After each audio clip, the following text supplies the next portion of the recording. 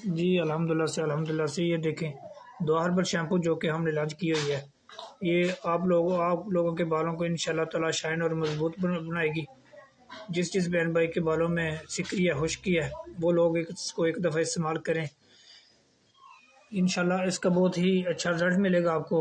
दूसरा कि हमने ये दुआ स्क्रब सोप जो बनाया हुआ है, जिस बहन भाई के चेहरे पे दाग धब्बे हैं, चेहरे पे छाइयाँ हैं, वो लोग इस्तेमाल करें।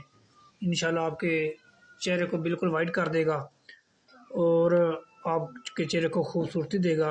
अल्हम्दुलिल्लाह से हमने तीसरा ये दुआ हर्बल हेयर ऑयल जो ना वो बनाया है। जिस भाई बहन के बालों में खुश्की है, सिकरी है, बालों की ग्रोथ नहीं हो रही, वो लोग इस्तेमाल करें। इंशाल्लाह इससे बहुत ही अच्छे आपको बालों की ग्रोथ भी होगी और इंशाल्लाह बालों में शाइन भी आएगा और खूबसूरत हो जाएंगे। जिस बहन भाई को भी चाहिए हमारी ये प्रोडक्ट, वो हमारे साथ रब्ता